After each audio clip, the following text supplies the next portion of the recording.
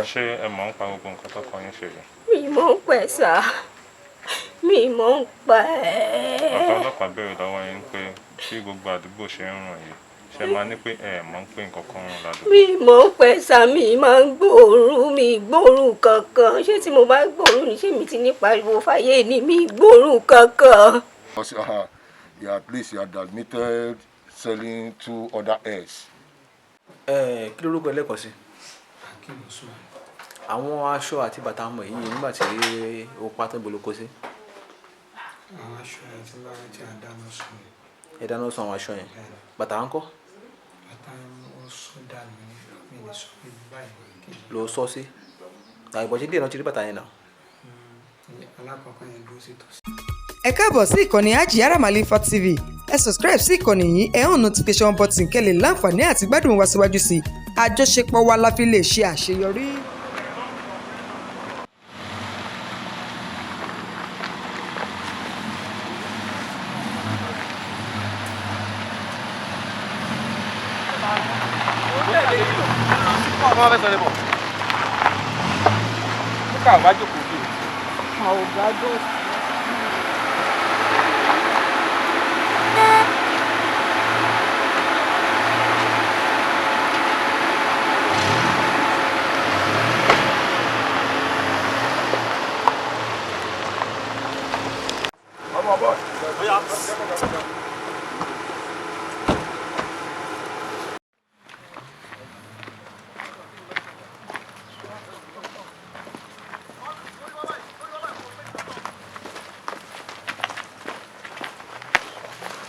Very gruesome scene of, I don't know what to call it, but what's your reaction to what you've seen so far? It's a clear case of mass inhumanity to man. A barbaric and a callous situation. What happened was on the 8th of November, we received a report of missing person. One Akim Salami claimed that his son, one called this Salami, 18 years of age, left their residence and has since not returned. The matter was handed over to our anti-cultism or to the Command's anti-kidnapping team, who on technical intelligence recovered the phone of the missing person. Further analysis of the phone took us to this place, which happens to be the residence office of the principal, Kim Salami. He claimed he admitted inviting the missing person to his office on the said date, in connivance with one Niyi Ifado. They both hit the missing person with some objects, thereafter slaughtered and dismembered his body. The head and the 2 wrists was sold to his partner, Niyi Ifado, for the sum of 100,000. He was using some other parts, and the remaining is buried in the shallow grave that he just covered. This is a very disturbing situation, and we have been recording cases of missing persons, and I think this we need to do more on this, because the truth is that it's a mere falla, it's a fabu that somebody can make money out of human parts, but they don't seem to know. They go on with this delusion and just waste innocent lives. The investigation is ongoing.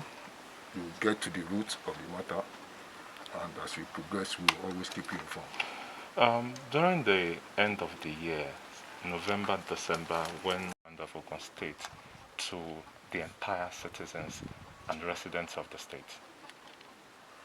Generally, crime rate is always very high during ember months. That is why police too will always increase our visibility, patrols and everything to contain the crime crime trend. I appeal to all residents of the state is to always watch their back and be mindful and suspicious of any abnormal movement within and around them. And additionally, they should always put their children, their parents, their friends in the know of wherever they intend to go or which person they are associating with.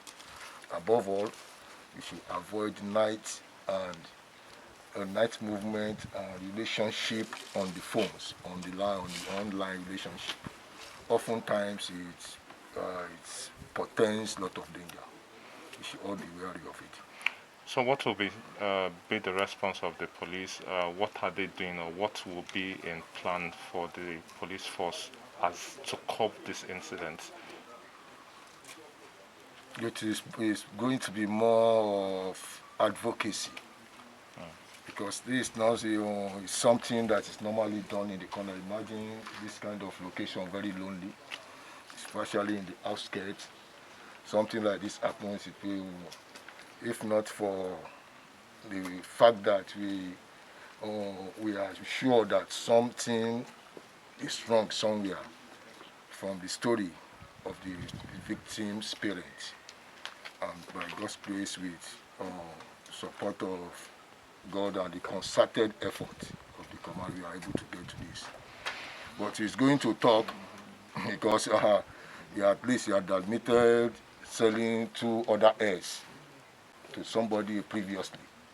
So we are the matter is just starting. We'll get to the root. Thank you very much, sir. Thank you. Finally, if I go, a friend of mine told me he needs the head. You have He needs a head. heard of Dead somebody. okay. Okay, so my wake up, so that very day, they are fighting at the community, all because of cows. So I was unable to stay in the office. So on my way back, me, meaning Ifado, he has split him a jam. Does it mean you left him here with me? Yes. No, Ni met him in my Okay, office. you left him here. Yes. You went out to inform me that he's here. Yes. So what now happened? He now came here. Yes. That Leo came here and killed him. So Killed him with what? With he first jammed him with Oruka.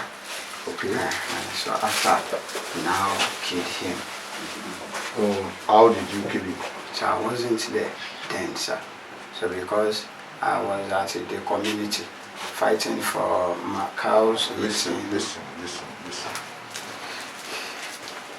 Yes, at this stage, what can agree with is for you to let us know, you made a graphic picture of what happened. This is your office, you called him, he came here. Yes. You invited me Yes. to meet him here. Yes. Because it cannot be easy for one person to slaughter and dismember human body. He beats him a jams. He beats him a jams, which is called the Oruka. So that is when he has an opportunity to work on him. So he later killed him. He's in the office now. He later killed him. So that is when I came. So I called his number severally. Called whose person's number? Niyi. It's called Didn't you wait for him here? Yes. After killing him, you didn't wait? I'm still waiting for him because I don't know he has done so. Okay, where were you when you were waiting for I'm him? in the community. Okay. I'm in the community fighting for cows. They were eating. Akin, Yes, is sir. cow more important than the human body that you want to deal with? Okay. Where are the parts now? Where do you keep the parts? Okay. He took the head and For free. No, he gave me money. He paid you. Yes. How much did he pay? 100,000 Head and which other part? and hand. The hands. Yes. For 100,000. Yes, sir. Where are the other parts? The other part is at the back. Can you lead us? Yes, sir.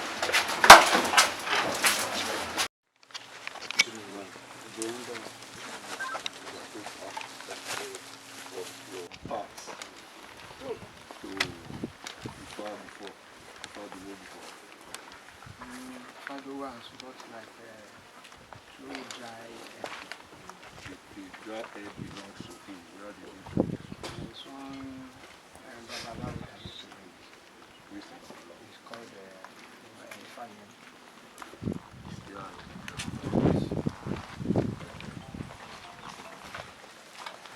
Knives and the cutlass.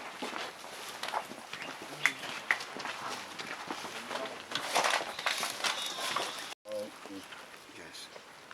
Okay. Yeah, pick it up. Take. This is where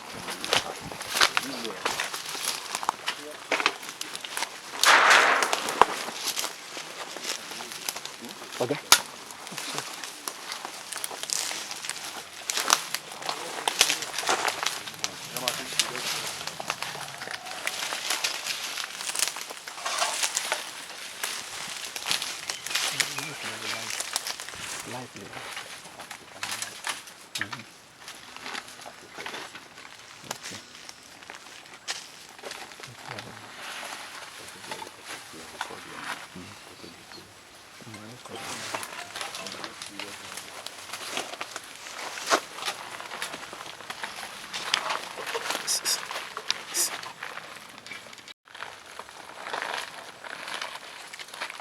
Take it out of that. Where until the physical that will be a challenge.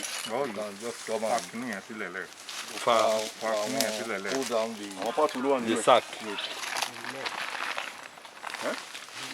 Let's pull out The sack.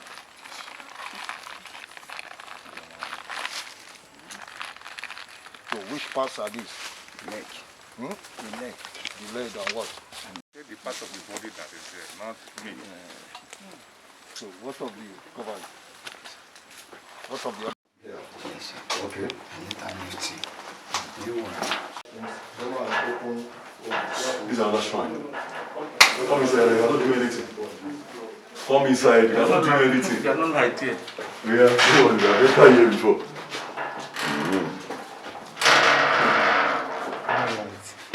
You see, she can walk there.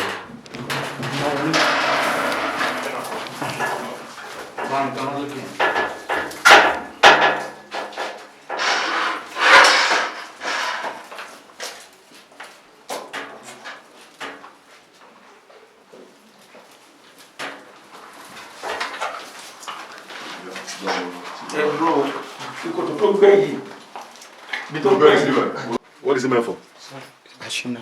Ashina. Ṣé Remove the body parts. ló síbẹ̀ yẹn? Olóńgbò àti Ashina ti. Àtẹ̀yìn ara. Remove it and bring it back now. Fọwọ́ ara ẹ̀ gbé kó wọn gbé bọ̀.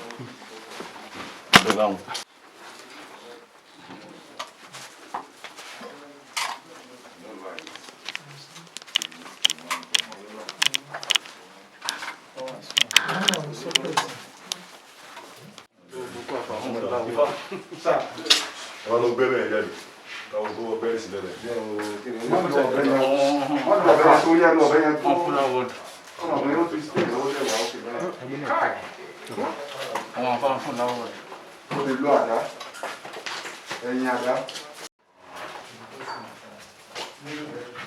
Yes, all down.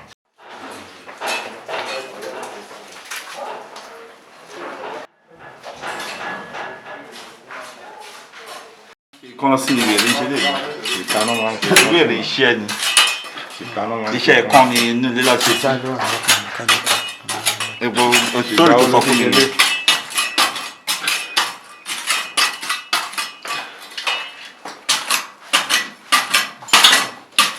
Ìwé ògùn sìmẹ́ntì lé lórí. Gbé náà ìwà kẹfẹ́ ìtàn sínú. Before dinner light, kí n kàn tán náà sì ń sìn yín.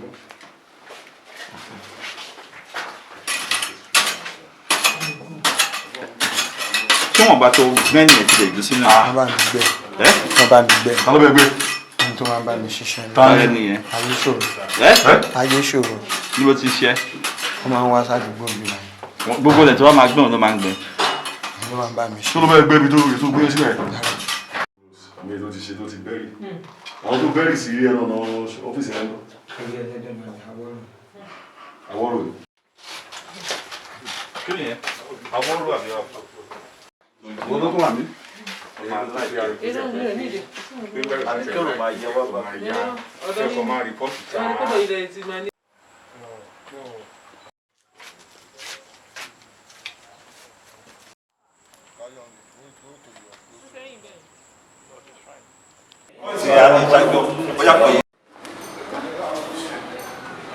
Orí táwọn aláàbò. Bíọ́lá lórúkọ mi. Bíọ́lá what? Usman. Bíọ́lá Usman. Wọ́n ṣe ẹ̀lẹ́. Ṣé ẹ mọ̀ ń pa gbogbo nǹkan tó kọ yín ṣe yìí? Mi mọ̀ ń pẹ́ sá. Mi mọ̀ ń pa ẹ́. Ọ̀gá ọlọ́pàá béèrè lọ́wọ́ yín pé bí gbogbo àdúgbò ṣe ń rùn yìí, ṣe máa ní pé ẹ mọ̀ ń pé nǹkan kan rùn ládùúgbò. Mi mọ̀ ń pẹ́ sá, mi máa ń gbóòórùn, mi gbóòórùn kankan. Ṣé tí mo bá gbóòórùn ní ṣé mi ti ní pariwo fáyé ni mi gbóòórùn kankan. Ẹbí léèrè bó ṣe máa ń ṣe. Ṣé nǹkan tó bá lọ́wọ́ ọkọ yín ṣé nǹkan tó dáa ni? Kì í ṣe nǹkan tó dáa, kò dáa mi bá lọ́wọ́ sí i, mi mọ̀ sí i. Ṣé wàá fẹ́ kí àwọn ìjọba àtàwọn ọlọ́pàá kọ́ ṣe báyìí? Ìdájọ́ tó bá tọ́ nìkan ṣe fún ọ, ṣùgbọ́n mi ò mọ̀ sí i, mi mọ̀ kọ́kọ́ ń pa ẹ́, mi mọ̀ kọ́kọ́ ń pa ẹ́. Iṣẹ́ kí lọ́kọ yín ṣe kankan? Iṣẹ́ fóònù ló ń tà ńgbà tèmi fẹ́, fóònù ló ń tà. So fóònù yẹn ló fi kọ́ gbogbo ilé yẹn? Irọ́ iye fóònù ló fi kọ́ ilé, ìgbà tí ó ń ṣiṣẹ́ babaláwo yìí ló ṣe kọ́ àwọn ilé tó kọ́. Láàárín ìgbà mélòó sí ìgbà mélòó ni wọ́n fi kọ́ ilé? Ó lọ bí ọdún 5. Ọmọ ògbólẹ̀ yín. Ọmọ Ọ̀ṣun ni mí, mi mọ̀ yẹn kankan bí. Èyí tó mọ ọdún mélòó wá? 43. 43. Ọmọ mélòó láti bí báyìí? Méjì ni mo bí fún. Bàbá kàrí ta ni? Bàbá kàrí ta ni? Èmi kọ́ ni mo bí Mubaraki, ìyàwó ẹ̀ tó bí Mubaraki fún wa tó bí mo bí Mubaraki fún. Iṣẹ́ mi nìkan ló fẹ́. Okay, you're good.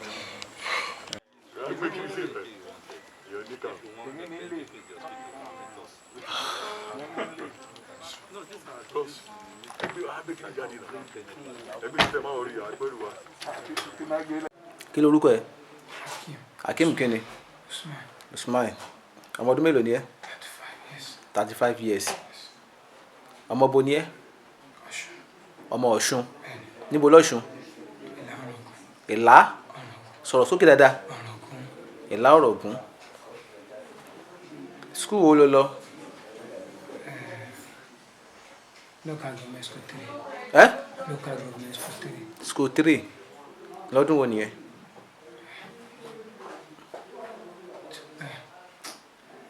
Secondary school ńkọ́? Asante Grammar School. Níbo nìyẹn? Ogun State. Níbo ni? Sango Ọ̀tà. Primary school wo lọ? Primary school ẹ̀? Sangota. Sango Ọ̀tà náà lọ. Dádì àti mọ́mí ẹ̀ ńkọ́? Níbo náà wà? Ọmọ mi wà lówódé. Owódé bo? Díròkó. Owódé Dúrókò. Dájú mi náà wà lówódé Díròkó. Iṣẹ́ wo náà ń ṣe? Business ni mo mi ṣe. Business wo? Wọ́n ta àkúbẹ̀. Ok. Aṣọ àkúbẹ̀. Dádì ẹ̀ ńkọ́? Àwọn ń ta ẹran. Ẹran, irú ẹran wo? Ẹran màálù pípa. Pípa. Níbo? Lówódé Díròkó. Lówódé. Níbo náà bí ẹ sí gangan? Ṣàgámù. Ṣàgámù náà bí ẹ sí. Kó ló di pé wọ́n lọ sí Owódé. Kí ló gbé àwọn dádì àti mọ́mí lọ sí Owódé? Wọ́n change location. Ó kàn ṣe location. Iṣẹ́ wo ṣé Christian náà àbí Muslim? Muslim. Muslim ni wọ́n. Ìgbà tó ṣe tán ní secondary school níbo ló tún lọ? Ìlànà òwe college of education. College of education. Kí ni qualification ní níbẹ̀? Mi ò ṣetán. O ṣetán? O ṣetán kó tó kí ló dé tó ṣetán? Owó. Ìgbà tó wá kúrò níbẹ̀ iṣẹ́ wo ló wá ń ṣe? Àti pé àwọn iṣẹ́ wo ló yàn láyò láti ṣe nígbà yẹn? Mo ṣe business phone. Business phone. Kí ló read ní school gangan? Socio. Yorùbá social study. Ẹ́? Yorùbá social study. Social study ló read ní Ọ̀ṣun. ok ok nígbà tí o ṣe o kò ságbára láti lọ school mọ́ iṣẹ́ wo ni o wá ṣe. mo ṣe business phone and accessories. accessories níbo ló ti ṣe níbo ló ti kọ́. Abẹ́òkúta ni mo ti ṣe. níbo nìyẹn. ní Ebenezer. níbo. Ebenezer níbo Ebenezer wà. beside Alogi. Alogi ní abẹ́ inú ní kíní mi báyìí. ta ló mú ẹ wá síbẹ̀. èmi ni mo wá sábẹ́òkúta mo lọ shop síbẹ̀ fún ẹ. ìgbà tó kúrò ní school ta ló mú ẹ wá sábẹ́òkúta. èmi ni mo. ọ̀dọ̀ ta ló dé sí lábẹ́òkúta. ọ̀dọ̀ ọ̀rẹ́ mi kan ni mo dé sí ní 2014. 2014 ló dé sí ọ̀dọ̀ rẹ̀ lábẹ́òkúta. ọ̀ṣẹ́ ọ̀rẹ́ ló wá introduce pé kó lọ kọ́ṣẹ́ fóònù àbí kó lọ tábọ̀ ní accessory. mo ti ń kọ́ bọ̀ láti Ọ̀ṣun state. ok so ìgbà tí mo wá dé Abẹ́òkúta mo wá establish ẹ̀. mo wá establish ẹ̀. níbo ló ṣí ṣọ́ọ̀bù sí. Ebenezer. Ebenezer ló ṣí ṣọ́ọ̀bù sí. ṣóṣì o ṣì ń ta fóònù náà. kí ló tó tà mọ́. mi ta fóònù mọ́ ìgbà tí business yẹn ò ti yá mọ́. ìgbà tí business yẹn ò yá mọ́. ok ìgbà tó wà tà mọ́ iṣẹ́ wo ló tún wá ń ṣe. wọ́n ránṣẹ́ pè mí. ta ló ránṣẹ́ pè. ní ọ̀dọ̀ àwọn ìyá bàbá mi. níbo nìyẹn. Ṣàgámù. ok pé èmi ni mo lè ṣe iṣẹ́ màmá. màmá wo. ìyẹn ìyá bàbá mi. iṣẹ́ wo làwọn ṣe. iṣẹ́ ṣègùn. ok so ìgbà yẹn mo wá lọ kọ́ṣẹ́ yẹn ní Ṣàgámù. so kí n tó wá bẹ̀rẹ̀ ní 2018. ta ló kọ́ ẹ. màmá. màmá yàrá bẹ́ẹ̀ ṣé àwọn ti dàgbà ń gbà yẹn ni. wọ́n ti ń dàgbà pé àwọn ti kú bá. ọdún mélòó wá fi kọ́. ọdún mẹ́rin kọ́ lọ́dọ̀ wọn. ọdún mẹ́rin ló fi kọ́. ìgbà tó wá kúrò mẹ́rin kọ́. wọ́n wá sábẹ́òkúta padà. ok lẹ́yìn iṣẹ́ babaláwo yẹn iṣẹ́ ṣègùn yẹn iṣẹ́ wo ló tún ṣe. mi ṣiṣẹ́ kankan mo kàn máa ń kírun ni gẹ́gẹ́ bí muslim. ṣé o kéwú ni. o kéwú díẹ̀. níbo ló ti kéwú. ní Ìlọrin. ní Ìlọrin ló ti kéwú. ọdún mélòó ló fi kéwú. ó ṣe lọ́dún mẹ́rin sí márùn-ún. o ìjòyè kankan bẹ́ẹ̀. o ìjòyè kankan. ok nígbà tí o wá kọ́ṣẹ́ ṣègùn yẹn ọdún wo ni o kọ́ṣẹ́ ṣègùn yẹn tó fi parí ẹ̀. 2018 ni mo fi ṣẹlẹ̀ tí mo bá bẹ̀rẹ̀ iṣẹ́ ní 2019. tó bẹ̀rẹ̀ sí ṣiṣẹ́ fúnra rẹ̀ níbo ni o wá bẹ̀rẹ̀ bí o ti bẹ̀rẹ̀ sí ṣiṣẹ́. Ìṣàbọ̀. Ìṣàbọ̀ àwọn kí lórúkọ tí wọ́n máa ń pè. due to business tí mo ṣe gbà ades náà máa ń pè mí. ọ̀nà ìgbà tó wá ṣe aṣáà ní orúkọ ṣègùn kan tí wọ́n máa fi pè ẹ́. Ọgbọ́n. Dr. Ọgbọ́n. Dr. Ọgbọ́n ló máa ń pè ẹ́. kí ló wà tó ń pè ní Dr. Ọgbọ́n. orúkọ táwọn èèyàn sọ mí ni. orúkọ táwọn èèyàn sọ ẹ́ ló ń pè ní Dr. Ọgbọ́n. kí ló ṣe fún wọn tó ń pè ní Dr. Ọgbọ́n. ẹ máa ń ṣiṣẹ́ fún wọn ẹ máa ń ṣàdúrà fún wọn. ẹ máa ń ṣe àdúrà fún wọn. ṣé àdúrà nìkan kí ló àdúrà yẹn bá jáde tó fi mú orúkọ yẹn jáde pé Dr. Ọgbọ́n. ìgbà yẹn mi ò tí ì máa fi bẹ́ẹ̀ jáwé ìlànà àfa àpẹmọ kéwì yẹn mo ní mo fi máa ń ṣe prayer. ló máa fi ń ṣe prayer. máa rí bí àfa. ok àwọn máa fi ń pè ní Dr. Ọgbọ́n. ìgbà tó wá bẹ̀ sí jáwé ńkọ́. Ọgbọ́n náà pè mí. wọ́n ṣe ń pè ẹ́ náà. ok àwọn wo ló ti ṣiṣẹ́ fún tó ti ṣiṣẹ́ fún tó ti ṣe yẹn lè jẹ́ tó ti rí owó ń bẹ̀ tó fi rí owó ń bẹ̀ dáadáa. irú iṣẹ́ wo ló ṣe fún wọn. ẹlòmíà máa ṣe prayer fún ẹlòmíà lè jẹ ìwé àtúndé àṣínà ẹ̀yọ́nú ayé tí ó lè jẹ́ àwọn pàtàkì ṣe fún. ìyẹnú ayé àtúndé kí làwọn wo lẹ fi ń ṣe àwọn iṣẹ́ ìyọnú ayé àti ìtúndé yẹn. bí ewé ọ̀mísìmísìn ewé túndé iṣu gbígbé nǹkan kan. ẹ máa fi ń ṣe àwọn yẹn. now ìṣẹ̀lẹ̀ wo ló wá ṣẹlẹ̀ sí ẹ báyìí tí ọwọ́ àwọn agbófinró fi tẹ̀ tó fi mú ẹ wá sí ọgbà àwọn ọlọ́pàá nílùú Abẹ́òkúta ṣàlàyé lẹ́kùnrẹ́rẹ́ má gbé kan mọ́kan má dẹ̀ parọ́ ṣé o mọ̀ pé àyẹ̀kọ́ lọ́dọ̀ commissioner police ni bó ṣe ṣàlàyé fún wọn gangan má jẹ́ kí kan yàtọ̀ sí kan kó ṣàlàyé lọ bó ṣe lọ lẹ́kùnrẹ́rẹ́ má dẹ̀ pa irọ́ kankan ṣó ti gbọ́ ṣáyà má ṣàlàyé fún mi mò ń gbọ́ ẹ̀. ohun tó gbé mi wá sí tọ́lọ́pàá fi arrest mi so látara iṣẹ́ ṣègùn ṣíṣe so a máa ń lo bí ká lo báwo náà ṣe ń pè bí ká lo egungun ọ̀kú bí ká lo egungun ọ̀kú. bẹ́ẹ̀ ló ti bẹ̀rẹ̀. bẹ́ẹ̀ ni bí ká fi ṣiṣẹ́ fún yàn bí ká fi ṣiṣẹ́ títí tó fi wá di pé àwa pa ọmọ ọlọ́mọ fi ṣẹ́ṣó. ọ̀ṣẹ́ nígbà tí ẹ ń lo egungun òkú báwo lẹ ṣe máa ń rí àwọn egungun òkú yẹn níbo lẹ ti máa ń rí tẹ́ fi ń ṣiṣẹ́ fáwọn èèyàn àti pé irú iṣẹ́ wo lẹ fi ń ṣe fáwọn èèyàn. A máa fi ṣàṣìnà wàgùn mọ́ṣẹ́ tàgùn mi gbó tàbí tàjò a máa fi ṣàṣìnà. ó sọ̀rọ̀ kan lẹ́ẹ̀kan wípé ẹ máa ń ṣiṣẹ́ 2 days ṣínà kínní kan ó ní ẹ máa ń lewé mísìmísì kínní kan ṣé àwọn ẹtẹ máa ń ṣe ń gbà yẹn kò sí àwọn egungun òkú ńbẹ̀ kí ló dé tẹ́ wá ń mú àwọn egungun èèyàn egungun òkú mọ́. látara àwọn kan tẹ́yẹ tá a bá gbóhùn sókè.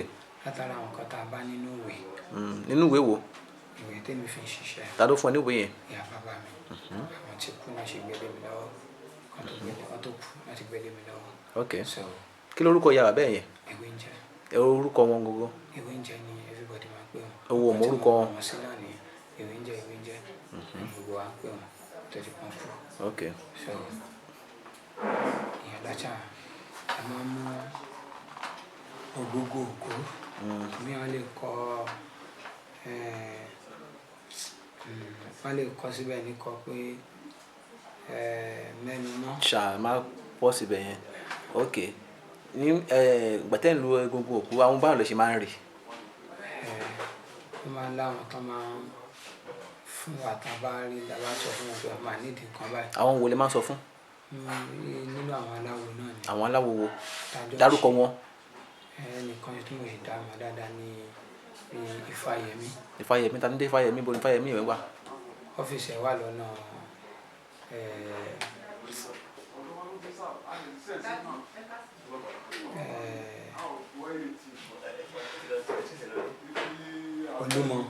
Olúmọ ọ́fíìsì ẹ̀ wà.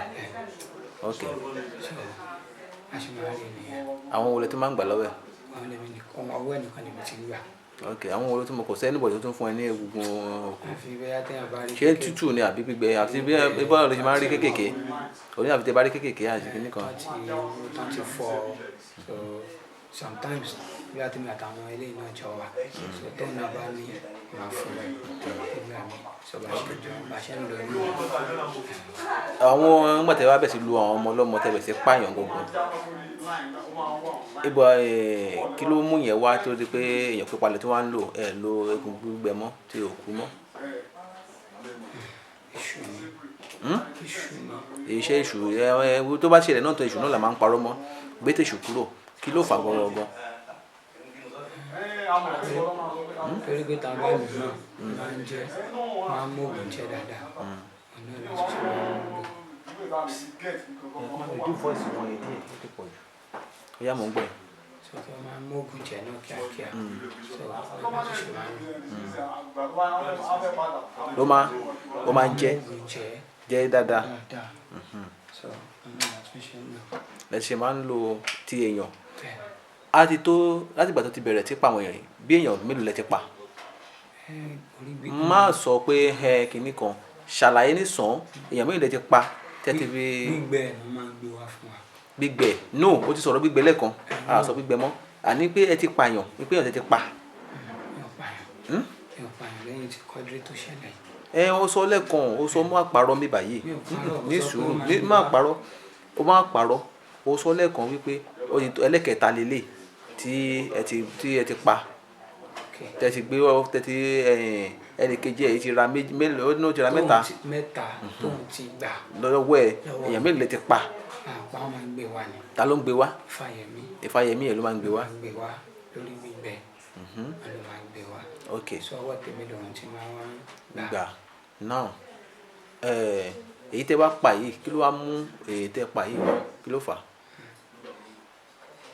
ṣé èṣù náà ni. mo ní kó má mọ̀ èṣù mọ́ tí ẹ̀ bá fẹ́ ṣe nǹkan o ti mọ̀ pé o fẹ́ ṣe kíní ẹ̀ lọ́kàn ẹ̀ ni kì í ṣe pé kíní ó yá ṣàlàyé fún mi. èṣù náà ni èṣù ló ti mú. ṣe èṣù ṣe bẹ́ẹ̀ èṣù lẹ̀ ń bọ̀ èṣù ṣàlẹ̀ ń bọ̀ èṣù ṣe èṣù yẹn náà ló wá ní pé èèyàn tútù ni ẹ fẹ́ lò.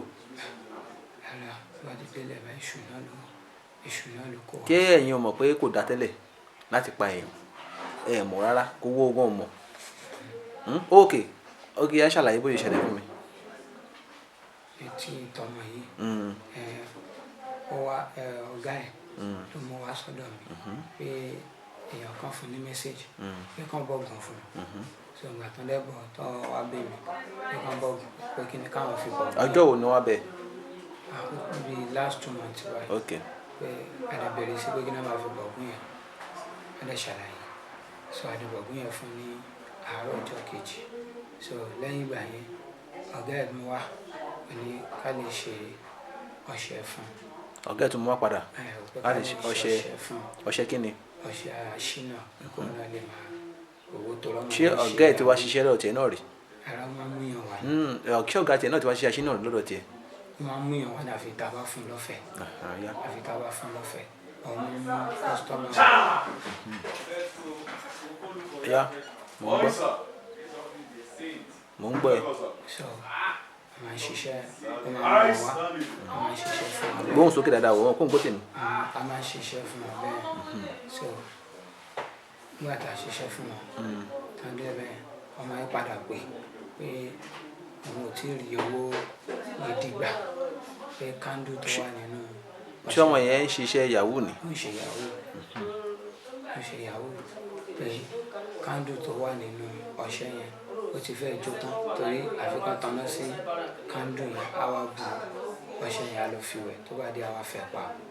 so wọ́n á sọ pé òun ò tí ì rí owó gidi gbà wọn tó bá ti lówó lọ́wọ́ kó wá so ó yà máa ń bẹ̀bẹ̀ pé kí n hẹ́pù òun mo ṣe hẹ́pù àwọn tó kù náà. àwọn wo lẹ ti hẹ́pù tí àwọn fi mọ̀ pé kíni? ẹ̀yà mò ń gbọ́ ẹ̀. bí àwọn tóun ti bàtà ti ṣiṣẹ́ fún mi so aṣáá ní ká hẹ́pù òun kó náà lè máa gba owó so lẹ́nu kò sí wàhálà táìmù tí àyè bá ti wà tó bá ti wà ní ọwọ́ ẹ̀ kó wà so bí wá tó ṣàmà wá yẹn ṣàní ó padà léèdì sí ikú fún un. kí ló dé tẹ́ fi pa má tẹ́ ní kó padà wá? èṣù ni. ọ̀yá ṣàlàyé bá ṣe pa. má parọ́ o torí wọ́n ètò ìsọ lánàá irọ́ nìyẹn o kò ṣàlàyé bá ṣe pa gangan. ẹ fàdá ṣá lọ́rùn ìwà ìta ni ìwọ nìkan ló fi àdá ṣá lọ́rùn ó fi nǹkan kan gba rárá kó ló di kó fàdá ṣá lọ́rùn ọkọ̀ dédé báwo ló ṣe ṣe. wọ́n ní kó máa bọ̀lẹ̀ ń kúlẹ̀ kó wá wẹ̀. ó ti bọ́ṣọ. ó ti bọ́ṣọ gbà tó wá wẹ̀ tán ibi tó ti ń wẹ̀ lọ́wọ́ ibẹ̀ ni a ti ṣá lọ́rùn. ó ti ṣá lọ́rùn kò sì pariwo kò lè pariwo tó ní kó bẹ̀rẹ̀ ni n kò fẹ́ wẹ̀ fún. ó jókòó sórí búlọ́ọ̀kù lẹ́ńkùlẹ̀ kò séèyàn kankan ní àràǹdì ńgbà yẹn rárá lára àǹdì rárá tó fi táìmù lágo mélòó. nǹkan bíi aago 10 ni. kí lẹ fẹ́ fi ṣe gangan kó ṣàlàyé lẹ́kùnrẹ́rẹ́. torí pé ní òun máa ń gba orí tán bá gbé orí yẹn wá tán bá lọ wẹ àwọn tó máa lọ orí yẹn tán bá wù wá òun máa ń rà òun máa ń gbà. so ṣíṣẹlẹ̀ tó ṣẹlẹ̀ tán bẹ́ẹ̀ wọ́n ní láti pe òun pé òun tó nídìí. tóun ti pè tẹ́lẹ̀ pé òun nídìí. òun ti pè tẹ́lẹ̀ pé orí tó nídìí nǹkan ó ti wà ní ilẹ̀ o so wọ́n lè gbọ́kadà wá wọ́n lè fi gbé lọ kó tó wá sẹ́ndì owó lọ́jọ́ kejì. èlò ló sẹ́ndì sí ẹ. 130. kí ló fún àti àwọn nǹkan wo ló fún. gbogbo àwòrí àtàpá àti apá. apá. àmọ́ ẹ̀. ọrùn ọwọ́ ló fún mélòó. orí àtọrùn ọwọ́ ẹ̀ ló gbé. méjèèjì ọrùn ọwọ́ méjèèjì. ẹyọ̀kan. wo ni wọ́n lò ń bẹ̀ àwọn pàtì wo ni wọ́n lò ń bẹ̀. mi ò tí ì lo ọwọ́ tó kù. àwọn wo ni wọ́n ti gé tí wọ́n ti lò. ẹran ni mo lò bẹ́ẹ̀. ẹran ẹ̀ sáìdì bó ló gé. mi ò lè sọ̀rọ̀ gẹ́rùn bẹ́ẹ̀. ó sọ̀rọ̀ mo ní aago mélòó ṣe kí ni ẹ̀ ṣẹlẹ̀ lẹ́yìn ló ṣẹlẹ̀. aago 10 ni. lálẹ́. láàárọ̀ ló ṣẹlẹ̀. ok ìyá máa ṣàlàyé lọ. so ṣáà lo ẹran lèmi sí lò nínú ẹ̀ sọ̀rọ̀ àwọn agbé ìtókù sínú òkè àwa sìn ìyẹn ni wọ́n rí kọ́va ní àná ẹ̀. ẹ̀sìn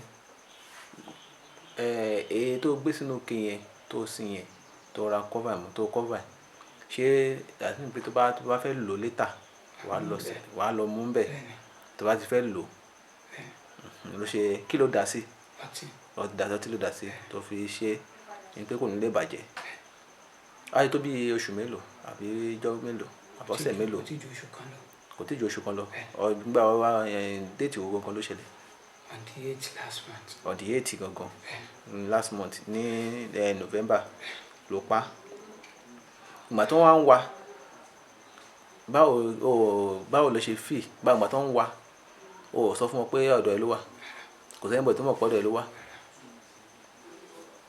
báwo ló ṣe wá mọ ọ̀gbẹ́ni yìí ó ti pẹ́ tí mo ra ìjọ máa ń ṣiṣẹ́ ṣègùn yẹn nígbà tí adélé ẹ̀ lánàá a rí àwọn ilé àbí àwọn kan báwo ló ṣe kọ́ ilé yẹn mo ló ti rí àwọn owó tó fi kọ́ àwọn ilé yẹn. àti mo ṣe business ni. business kí ni. phone and accessories. ló ti kọ́ ilé ìyàwó mi ló fẹ́.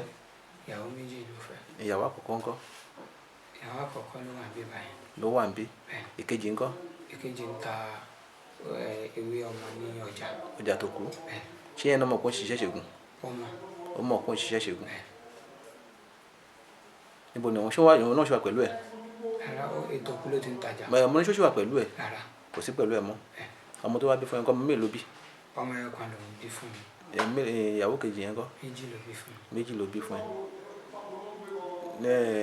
nígbà tí kinní tó mọ̀ pé fẹ́ lo èèyàn inú àwọn ọmọ tó bí yẹn èṣù yẹn ò ṣe tiẹ̀ lọ pé ó yá mú ọmọ ẹ̀ kan kó lò kó pa.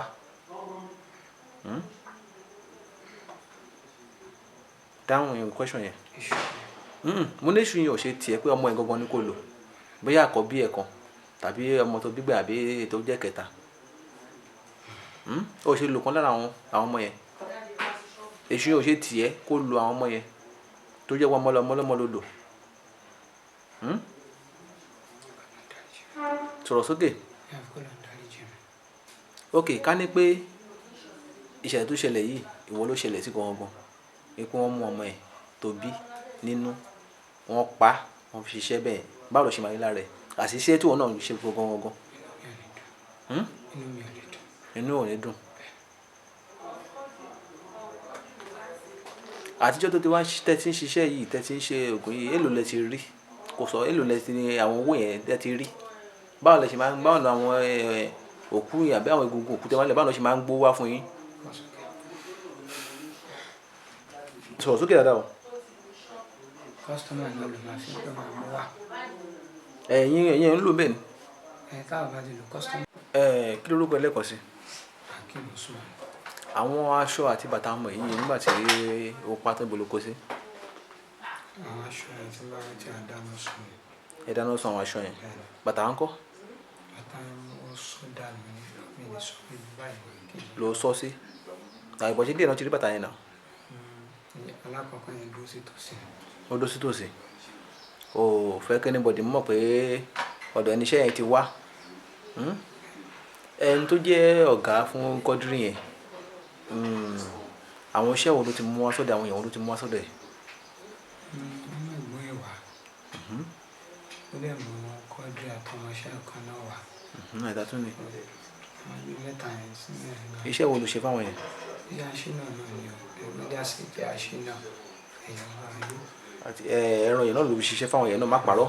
ara ènìyàn sínú àṣejẹ ni. ṣe bó ti máa ń bá ọ̀gbẹ́ni yìí ṣe tó máa ń bá wá orí èèyàn tó wọ̀ ló fún lákàntì owó ló máa ń sọ ìsọ̀rọ̀ṣọ̀ bó ṣe máa ṣe àṣínà àṣẹ gbogbo ẹ̀ fún. èyí tó ń sọ yẹn sọkúsọ ni èyí tó bá nílé lákàntì kò sọ síta èyí tó bá nílé lákàntì kò sọ síta èyí tó ní ìmọ̀ fún òun ní àkáǹtì ọlọ́sìn àwọn babaláwo ni